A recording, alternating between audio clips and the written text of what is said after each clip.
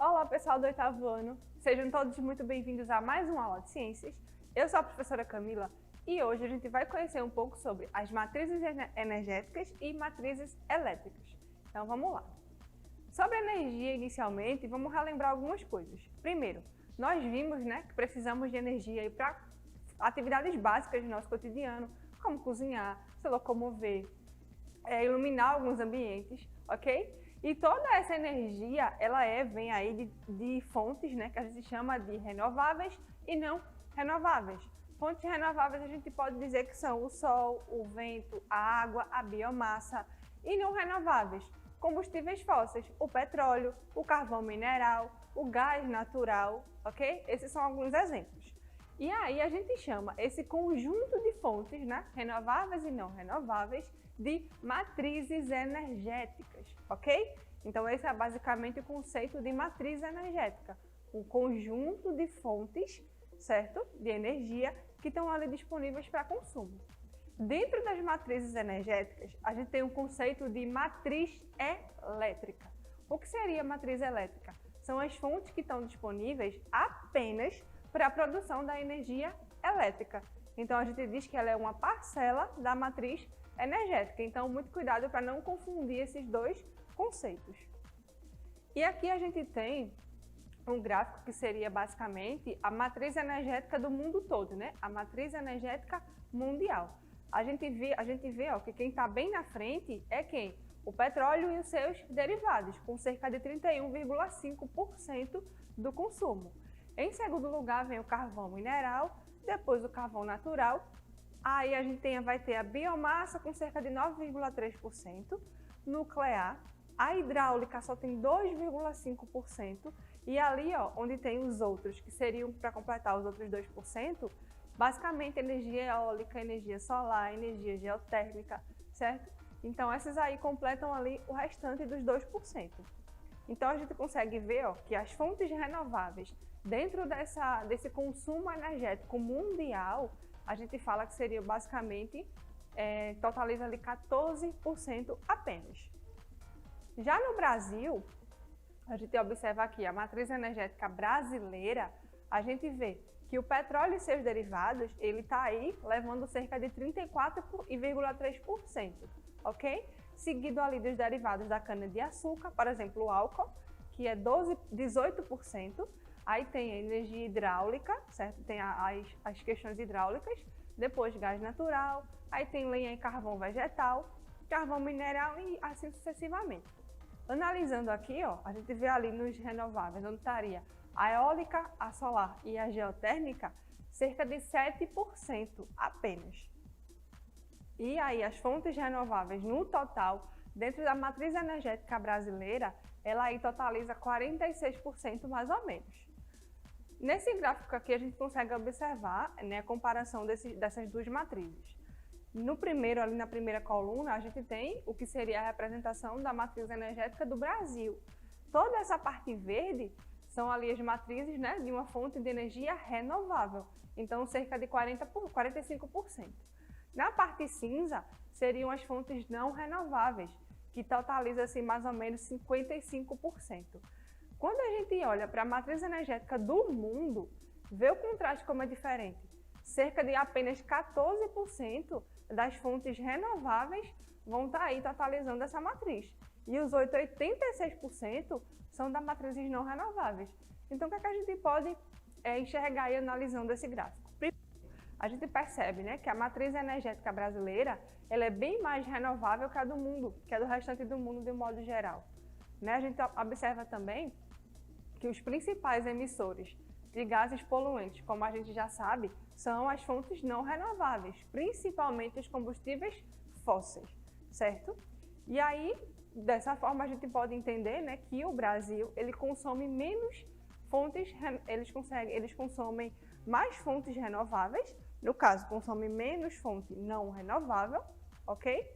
E a gente diz aí, basicamente dividindo a emissão de gases de efeito estufa pela quantidade de pessoas do nosso país, pela quantidade de habitantes, a gente diz aí que os habitantes do nosso país, a gente emite muito menos gases tóxicos por habitante do que muitos outros países do mundo. Mas aí não quer dizer que a gente não emite, a gente emite muita quantidade ainda, só que é menos. Okay? Agora a gente vai falar da matriz elétrica mundial. A matriz elétrica mundial, a gente pode observar aqui, ó, ela é baseada aí basicamente na queima de combustíveis fósseis e nas termoelétricas, certo? As termoelétricas normalmente vão estar consumindo combustíveis fósseis, principalmente gás mineral e gás natural e carvão mineral. A gente consegue observar isso, ó. Os dois aí, né? O carvão mineral tem cerca de 38%, o gás natural 23% e surpreendentemente, né, quando a gente fala da matriz elétrica, o petróleo e seus derivados fica aí com cerca de 2,9% apenas, certo? A hidráulica ali, ó, 16,2%, nuclear 10,2%, a biomassa 2,4% e ali o que seria solar, a eólica, a geotérmica, a energia das marés, cerca de 7,3%. A matriz elétrica brasileira, nenhuma surpresa, ó, cerca de 64,9% é aí das fontes hidráulicas, no caso as usinas hidrelétricas, como a gente viu, né? Elas são as grandes produtoras de energia elétrica no nosso país. Então a gente diz que a matriz elétrica brasileira baseia-se aí na utilização de fontes renováveis, principalmente a hidráulica e a eólica, que vem crescendo bastante nos últimos anos. Então a eólica ali, ó, ela é responsável por cerca de 86%. E os derivados, nos casos, os petróleos e seus derivados, eles ocupam apenas 2% dessa matriz. Então, a gente tem mais uma vez um gráfico de comparação, onde a gente vê ali, ó, aquela primeira coluna, que representa o Brasil. 83% dessa coluna está verde. Então, a gente diz que 83% de todas as fontes utilizadas na matriz são o quê? Renováveis. E apenas 17% é não renovável. O que acontece, o oposto praticamente no mundo todo. Cerca de 25% apenas vem aí de fontes renováveis. E todo o restante, 75%, vem aí das fontes não renováveis. Então, o que a gente consegue observar mais uma vez esse segundo gráfico? O Brasil ele utiliza bem mais fontes renováveis do que todo o resto do mundo, certo? Isso é algo muito positivo. A geração de energia no Brasil, ela emite menos gases que agravam aí o efeito estufa, né? Só para relembrar, o efeito estufa é algo natural, ele acontece naturalmente. Só que a emissão excessiva de certos gases piorando o efeito, e aí vem aumentando o aquecimento global, as mudanças climáticas e tudo que a gente vê que está acontecendo aí no mundo. E aí a gente diz que isso é positivo, não apenas pela emissão de gases, certo? O uso desses recursos renováveis, mas também pelos menores custos de operação desses processos. Então, a gente diz que utilizando as fontes renováveis, certo? O Brasil ele emite menos gás e ele economiza na operação dos processos. Por outro lado, para instalar as usinas, né, geralmente de geração de energia, é um processo muito alto. Mas a gente for analisar, é um processo de quê? De custo-benefício, certo? É muito caro para instalar, mas emite menos gás e também a manutenção mais barata. E isso é possível devido à grande quantidade de recursos naturais disponíveis no nosso país. O nosso país é um país muito rico naturalmente falando, né? Tem muita água, faz bastante sol, também venta muito, tem muitos recursos de biomassa também. Então daí a gente acaba tendo, né, esses recursos naturais de forma positiva.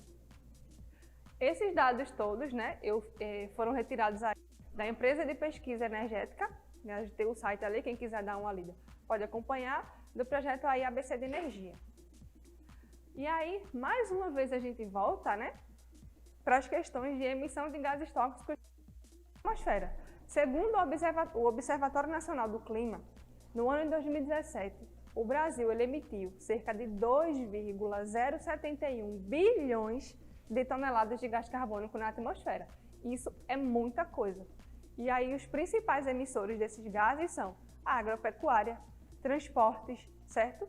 Quando a gente fala de transporte, a gente fala de ônibus, a gente fala de motos, de carros, enfim, todos esses transportes, né, que utilizam principalmente combustíveis fósseis, os processos de produção de energia e as indústrias. E a gente tem aqui outras observações muito importantes. Primeira delas, em 2017, né, que o Brasil, quando ele observou essa emissão de 2,071 bilhões de gás carbônico, foi um ano que teve uma diminuição nessa emissão. Isso foi acarretado principalmente pela diminuição do desmatamento na Amazônia. Então a gente vê essa relação que está muito ligada, né? Só que aí a gente diz também que foi nesse ano que o Brasil começou a se recuperar por uma das suas maiores recessões, que foi essa crise, né, que a gente começou a se recuperar em 2017. Então, mesmo poluindo mais, a gente pode dizer assim que as indústrias começaram a poluir mais, porque estava se recuperando de uma crise, começou a produzir mais, então polui mais. Só que mesmo assim, teve a diminuição do desmatamento e essa emissão de gases ela recuou. E outra observação importante é que o maior emissor, a gente pode dizer assim, de gases tóxicos na atmosfera, basicamente de gás carbônico, é o agronegócio, certo? A agropecuária, essas questões todas. Existe uma pesquisa que fala que se o agronegócio sozinho fosse um país, ele emitiria mais gás carbônico na atmosfera do que o Japão. Então isso é algo muito interessante, então leva para a gente raciocinar um pouco se o agro realmente é tech, se o agro realmente é pop e se o agro realmente é tudo. A gente precisa repensar essas questões. E aqui eu trouxe duas matérias, né, duas reportagens que trazem dados alarmantes. Primeiro, o Brasil já sente impactos de mudanças climáticas e situação pode se agravar. Essa reportagem é de 2020. Então o Brasil ele já começa a sentir esses impactos cada vez mais severamente, certo? Na imagem de baixo a gente pode ver que o desmatamento ele foi recorde na Amazônia no ano de 2021. A gente viu que a emissão de gás carbônico diminuiu com a diminuição do desmatamento. Então, o que vai acontecer se esse desmatamento ele aumenta? Quais as consequências? Então, a gente precisa refletir, precisa repensar, começa a precisar mudar alguns hábitos nossos diários, certo? Para que essas coisas elas sejam cessadas. Então, pessoal, a aula de hoje é essa, por hoje é só e até a próxima.